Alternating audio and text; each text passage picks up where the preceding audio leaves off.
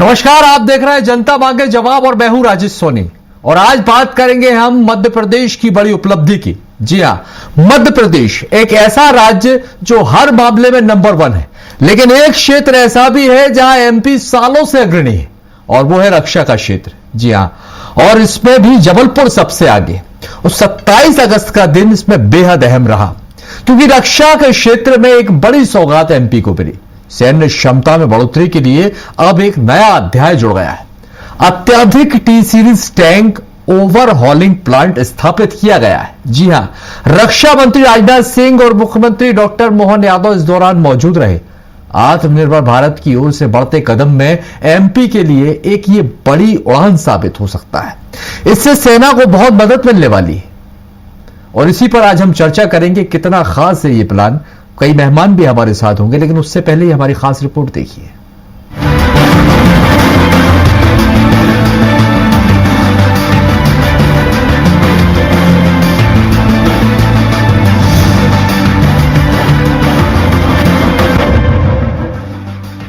मध्य प्रदेश कई मामलों में पूरे देश में नंबर 1 है, जिसकी चर्चा हमेशा होती है। वहीं डिफेंस सेक्टर में भी मध्य प्रदेश तेजी से आगे बढ़ रहा है। एमपी के लिए 27 अगस्त का दिन बेहद ही खास रहा क्योंकि रक्षा क्षेत्र में एक बड़ी सौगात मिली है। दरअसल जबलपुर अब देश की बख्तरबंद सैन्य क्षमता को मजबूत करने वाले प्रमुख केंद्रों में अपनी भूमिका और बढ़ाने जा रहा है। वाहन निर्माणी जबलपुर में करीब 450 करोड़ रुपए की लागत से अत्याधुनिक टी सीरीज टैंक ओवरहोलिंग प्लांट स्थापित किया गया है। केंद्रीय रक्षा मंत्री राजनाथ सिंह और मुख्यमंत्री डॉक्टर मोहन यादव ने ओवरहोलिंग प्रोजेक्ट का भूमि पूजन किया। ये परियोजना देश में रक्षा उत्पादन और सैन्य उपकरणों के रखरखाव में आत्मनिर्भरता बढ़ाने की दिशा में महत्वपूर्ण मानी जा रही है। अब आपको इस प्रोजेक्ट के बारे में बताते हैं। ओवरहोलिंग प्लांट में क्या होगा? सेना के T-72 समेत टी सीरीज के टैंकों का ओवरहोल होगा। सैन्य वाहन की व्यापक तकनीकी जांच होगी। आवश्यक पुर्जों का बदलाव और मरम्मत होगी। सैन्य वाहन को दोबारा युद्ध में उपयोग के लिए तैयार किया जाएगा। रक्षा मंत्रालय के इस प्रोजेक्ट से न सिर्फ रक्षा उपकरणों के उत्पादन में आत्मनिर्भरता बढ़ेगी, बल्कि महाकौशल क्षेत्र में प्रत्यक्ष और अप्रत्यक्ष रोजगार के अनेक नए अवसर भी सृजित होंगे। मुख्यमंत्री डॉक्टर मोहन यादव ने इसे मध्य प्रदेश के रक्षा क्षेत्र के लिए महत्वपूर्ण कदम बताया है। मुख्यमंत्री डॉक्टर मोहन यादव ने कहा कि केंद्रीय रक्षा मंत्री राजनाथ सिंह ने करीब 1 साल पहले अगस्त 2025 में भी मध्य प्रदेश को बड़ी सौगात दी थी। उन्होंने उमरिया के ओबेदुल्लागंज में 1800 करोड़ रुपए के Brahma BEML rail manufacturing hub की आधारशिला रखी थी। राज्य के युवाओं को रोजगार की दृष्टि से, राज्य की आर्थिक समृद्धि के लिए, भविष्य के बढ़ते भारत के कदम के साथ मध्य प्रदेश भी कदम से कदम मिला के चले। इस दिशा में हम जब काम देखते हैं तो बीते दिन हमने मालनपुर में कल ही एक गोदरेज फैक्ट्री का बड़ा लगभग 400 करोड़ से ज्यादा का नए प्रोजेक्ट का कल वहां लोकार्पण किया है और आज आपके माध्यम से 450 करोड़ की फिर सौगात मिल रही है। यह हमारे राज्य के लिए अंदर भी निवेश की नई गंगा बह रही है। वहीं रक्षा मंत्री राजनाथ सिंह ने कहा कि आज युद्ध का तरीका बदल रहा है। ड्रोन और मिसाइल का इस्तेमाल बढ़ा है, लेकिन इसका मतलब ये नहीं है कि टैंकों की जरूरत खत्म हो गई है। मध्य प्रदेश रक्षा उत्पादन और निवेश में महत्वपूर्ण केंद्र बन रहा है। 2014 में भारत का घरेलू रक्षा उत्पादन करीब 46,000 करोड़ रुपए था। अब ये बढ़कर करीब 1,80,000 करोड़ रुपए हो गया है। और डिफेंस सेक्टर में हमारे बढ़ते कॉन्फिडेंस की एक यह नई मिसाल है। यह प्रोजेक्ट हमारे उन सैनिकों के लिए एक वरदान सिद्ध होगी जो इन टैंक्स के सहारे दुश्मनों को नेस्त नाबूद कर देते हैं। और सबसे बड़ी बात यह है कि यह प्रोजेक्ट जबलपुर और आसपास के क्षेत्रों के स्थानीय लोग, हमारे किसान, हमारे मजदूर, हमारे नौजवान, हमारे छोटे उद्यमी के जीवन में भी समृद्धि और रोजगार के नए दरवाजे भी खोलने वाला है।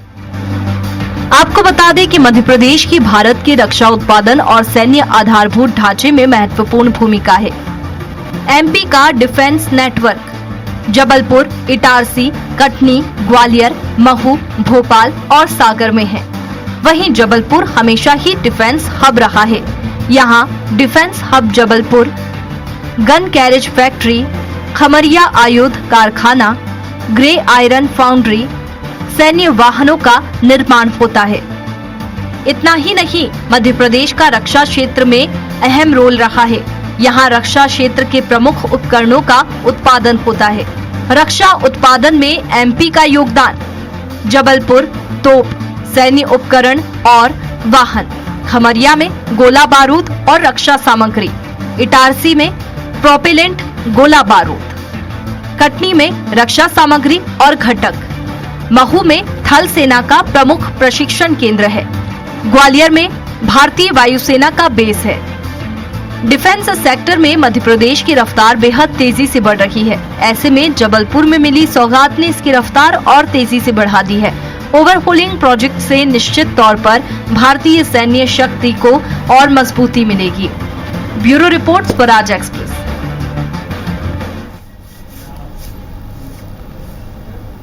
तो निश्चित तौर पर यह हकीकत है कि जो मध्य प्रदेश का जबलपुर है वो रक्षा उत्पादन का एक अपने आप में बड़ा केंद्र है और ये मध्य प्रदेश की बड़ी उपलब्धि भी है।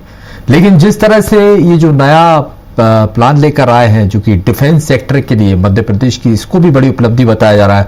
ओवरहॉलिंग प्लांट, ये कितना कारगर साबित होगा ये हम समझते हैं। हमारे साथ कुछ मेहमान जुड़ गए, मेहमानों का परिचय पहले हम आपसे करवा देते हैं। हमारे साथ डॉक्टर गुलरेज शेख जी हैं जो कि बीजेपी प्रवक्ता हैं। गुलरेज जी, आपका बहुत बहुत स्वागत है। कर्नल राजीव सक्सेना जी रिटायर्ड हैं, आपका भी बहुत बहुत स्वागत है। और रमेश शर्मा जी वरिष्ठ पत्रकार हमारे साथ जुड़े हुए हैं। शर्मा जी, आपका भी बहुत स्वागत है। आप सभी मेहमानों का स्वागत करते हुए शुरुआत में डॉक्टर गुलरेज जी आपसे ही करता हूं, क्योंकि देखिए डिफेंस सेक्टर में बताया जा रहा है कि मध्य प्रदेश के लिए ये एक अपने आप में बड़ी उपलब्धि है। अब आपसे यही समझना चाहेंगे आखिर इस उपलब्धि का फायदा सेना को कितना मिलने वाला है? देखिए, ये उपलब्धि बड़ी उपलब्धि है मध्य प्रदेश के लिए, ये उपलब्धि बड़ी उपलब्धि है हमारे सैन्य बलों के लिए, ये उपलब्धि एक बड़ी उपलब्धि है जो जबलपुर के आसपास के क्षेत्र है वहां के रोजगार के लिए। और मध्य प्रदेश जो है अब गेहूं चावल निर्यात करने वाला ही नहीं बचा है, बल्कि बम, गोला बारूद और टैंक भी निर्मित करने वाला राज्य बन चुका है। एक हॉट स्टेट है हम डिफेंस के दृष्टिकोण से भी आज की तारीख में। और जहां तक सेना का विषय है, देखिए ये बात सच है कि इस वक्त आज के समय ड्रोन और मिसाइल्स वो एक लीडिंग रोल अदा करते हैं, लेकिन जब जरूरत पड़ती है आमने सामने की या किसी टेरिटरी पर कब्जा करने की या किसी टेरिटरी पर कंट्रोल करने की या दुश्मन के क्षेत्र में घुसने की, तो फिर आर्मर्ड यूनिट्स जो है हमारी वो बहुत महत्वपूर्ण होती है। और सबसे लीडिंग आर्मर्ड यूनिट कुछ होती है तो वो टैंक्स होती है।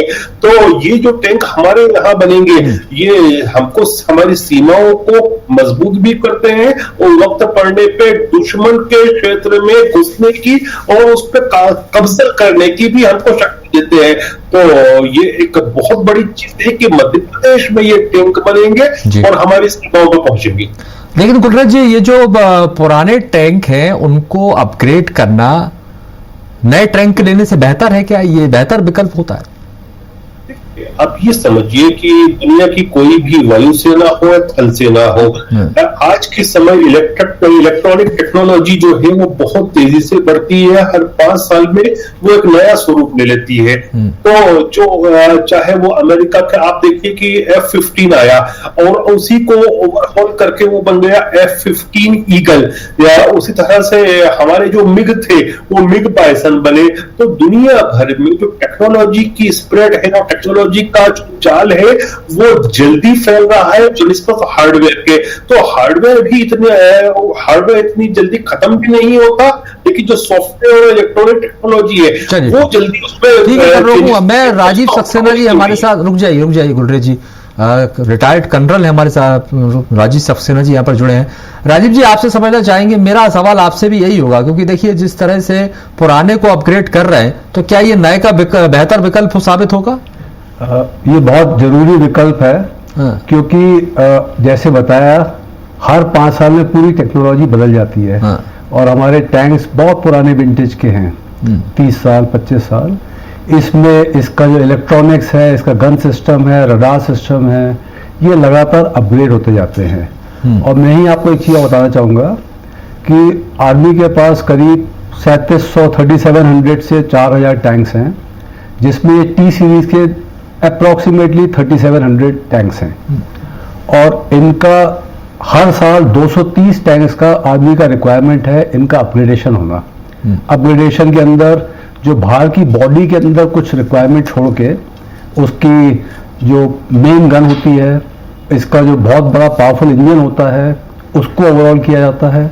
और इसमें नए इलेक्ट्रॉनिक सिस्टम्स लगाए जाते हैं, नए कुछ रिपेयर होते हैं, कुछ नए लगाए जाते हैं। तो जो 230 टैंक का रिक्वायरमेंट है आर्मी का हर साल का, इसमें करीब 170 टैंक्स का ऑलरेडी इंडिया के पास कैपेसिटी है अवाडी में, अवाडी इन चेन्नई। हर साल 170 टैंक वहां हो जाते हैं, ये 150 टैंक की कैपेसिटी वहां है, और करीब 80 टैंक की कैपेसिटी यहाँ पे क्रिएट की जा रही है। जो ये प्रोजेक्ट बन रहा है, इसमें इनिशियली जब तक जल्द पूरा फ्रुक्टिफाई हो जाएगा प्रोजेक्ट, तो इसकी कैपेसिटी होगी करीब 80 टैंक्स की हर टोटल कैपेसिटी।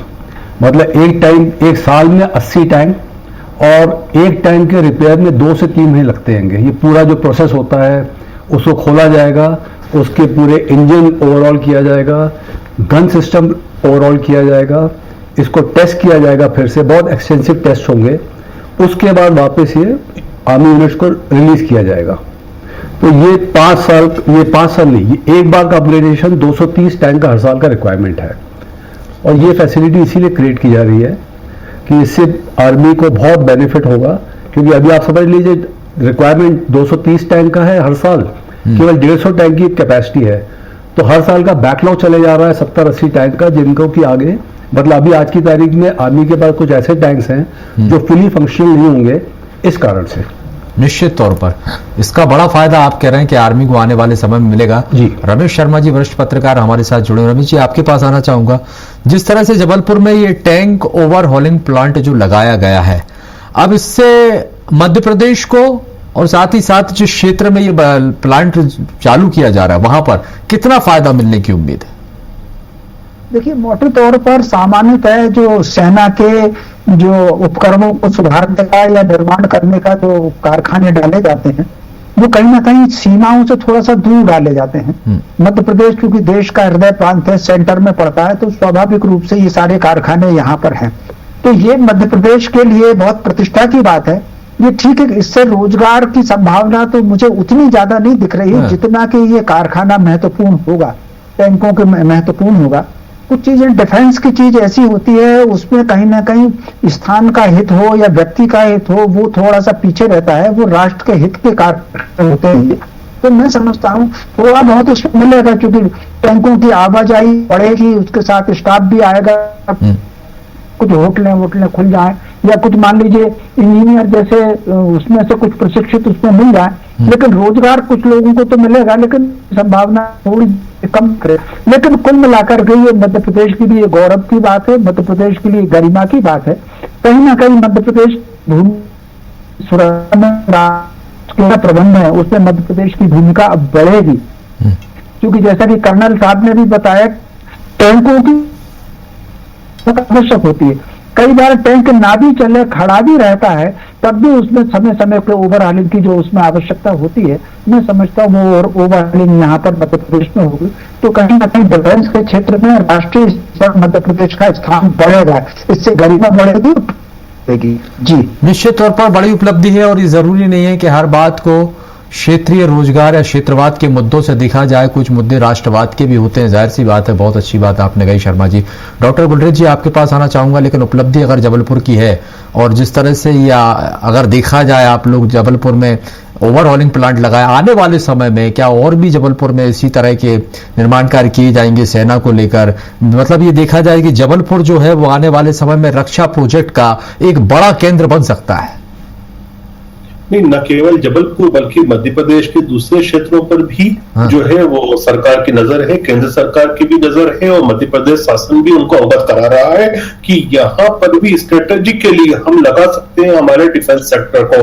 और मुझे लगता है अनकरीब ही और भी फैक्ट्रीज आएंगी डिफेंस का अलग अलग क्षेत्रों से संबंधित, क्योंकि मध्य प्रदेश जैसा कि हमारे पूर्ववर्ती वक्ता ने भी बताया कि हिंदुस्तान के सेंटर में आता है। खुदा न खास्ता कुछ जंग होती है तो यहां से लॉजिस्टिक्स का मैनेजमेंट सबसे आसान होता है। हम दक्षिण भारत पे भी भेज सकते हैं, हम उत्तर भारत पे भी भेज सकते हैं, हम नॉर्थ ईस्ट में भी भेज सकते हैं। तो वो जो एक जियोग्राफिक लोकेशन है वो हमको बहुत इंपॉर्टेंट एक हॉट स्पॉट बना देती है। और मध्य प्रदेश सरकार लगातार फीडबैक का केंद्र को भेज रही है कि चाहे मिसाइल प्रोडक्शन हो, चाहे वो आर्मामेंट प्रोडक्शन हो, उसके लिए अलग अलग साइट्स जो है वो एमपी गवर्नमेंट ने चयनित की है और उसके विषय में अवगत कराया है केंद्र को। और हमको उम्मीद है कि और भी नए इन्वेस्टमेंट आएंगे डिफेंस के। और भी आप ये कह रहे हैं कि आगे और भी ज्यादा तैयारियां हैं, लेकिन ये अब मैं राजीव सक्सेना जी से समझूंगा, ये सेना से जुड़ा हुआ सवाल है और आज डिफेंस सेक्टर से जुड़ा सबसे बड़ा सवाल है। तकनीक का युग है सर, राजीव सर, आज का समय हम देखते हैं ड्रोन हमले, मिसाइल हमले, ऐसे में ये जो प्लांट लगाया गया ओवरहॉलिंग का और फिर टैंकों से हमले, तो कैसे देखते हैं आज के इस मिसाइल और ड्रोन के दौर में कि ये काफी है या फिर ड्रोन और मिसाइलों पर भी फोकस जरूरी हो जाता है? मुझे पूरा भरोसा है कि ड्रोन मिसाइल पे भी पूरा फोकस है। पर फाइनली जब अगर हम कोई लैंड जब कैप्चर करते हैं तो वहां जाने के लिए हमें टैंक चाहिए और वहां जाने के लिए इन्फेंट्री चाहिए। केवल मिसाइल और ड्रोन से कुछ दुश्मन का इलाका कैप्चर नहीं हो सकता है, उसको बर्बाद कर सकते हैं, तबाह कर सकते हैं। तो इसलिए जो लड़ाई के आखिरी 200 मीटर में इन्फेंट्री चलती है, उसके पहले टैंक जाते हैं। तो टैंक का इंपॉर्टेंस कभी खत्म नहीं होगा। इन्फेंट्री मतलब पैदल सेना का इंपॉर्टेंस कभी खत्म होगा ही नहीं, क्योंकि हमारी जो बॉर्डर्स हैं, अनलाइक इजराइल या ऐसी जगहों पे जहाँ प्लेन्स हैं या यूरोप में जहाँ प्लेन्स हैं, हमारे यहाँ पाकिस्तान चाइना के साथ जो हमारे मेन जहाँ हमारा कंसंट्रेशन है, हमारा फोकस है, उन इलाकों में, पहाड़ी इलाकों में ना टैंक जा सकते हैं, ड्रोन और मिसाइल तो जा सकते हैं। तो इसलिए ये सारा चीज़ तो अलग है। पर जैसे अभी ये अपनी पूरी बात हो रही है, बताया आपके बाकी सज्जनों ने कि जबलपुर की इंपॉर्टेंस देखिए क्या है सब। ये 1815 का कैंटोनमेंट है और ब्रिटिशर्स ने 1900 में पहली फैक्ट्री डाली थी वहाँ पे। रीज़न ये था, जैसे बताया, कि सेंट्रल इंडिया है, बहुत कम चांसेस हैं कि वहाँ पे दुश्मन का एयर अटैक, मिसाइल अटैक इतने अंदर तक आ सके। ये बेसिक फायदा है जो एमपी को मिलता है लोकेशन का। दूसरा, जबलपुर के आसपास काफ़ी ऐसे इलाके, खाली इलाके, जंगली इलाके, जहाँ पे आपको नेचुरली, जैसे ये टैंक ओवरऑल होगा, इसके बाद इसकी फायरिंग होगी, टैंक की फायरिंग की जाएगी, गन को चेक किया जाएगा। तो इसके लिए वो तो उस तरह की जगह, जमीन, खुली जगह अवेलेबल है।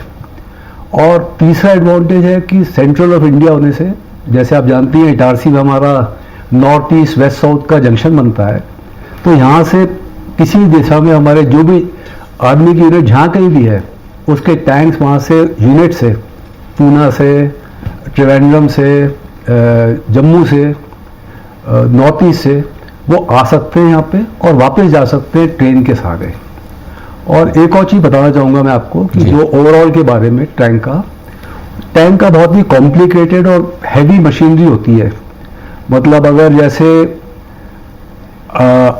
झांसी में हमारे आसपास नज़दीक में टैंक यूनिट्स हैं, अगर उनको जाना होता है राजस्थान, तो टैंक को आप रोड पे लेके नहीं जा सकते हो। आपने देखा होगा, या तो ट्रेन में चढ़ के जाता है या एक टैंक ट्रांसपोर्टर होता है, बड़ी सी गाड़ी होती है, वो उस पर चढ़ता है, क्योंकि टैंक का माइलेज बहुत, हर टैंक का माइलेज होता है 5000 किलोमीटर, 5000 नहीं, 2000 चल गया तो उसके बाद उसको ओवरऑल करना है टैंक को, तो और इसका माइलेज बचाया जाता है। इसलिए सारी ओवरऑल फैसिलिटी के ऊपर बहुत जरूरी है। और एक और जो बताया आपने कि इसका क्या बेनिफिट होगा, एक छोटा सा मैं पॉइंट बोलना चाहूँगा। हर टैंक की ओवरऑल की कीमत कम से कम 15 करोड़ से 20 से 25 करोड़ है, अलग अलग तरह के टैंकों का, और किस स्टेज का उसका किस स्टेज का ओवरऑल हो जाएगा। तो अगर 80 टैंकों का ओवरऑल होना है यहाँ पे एक साल में, तो आप लगा लीजिए क्या इसका एक इनिशियल उसका खर्चा जो होने वाला है।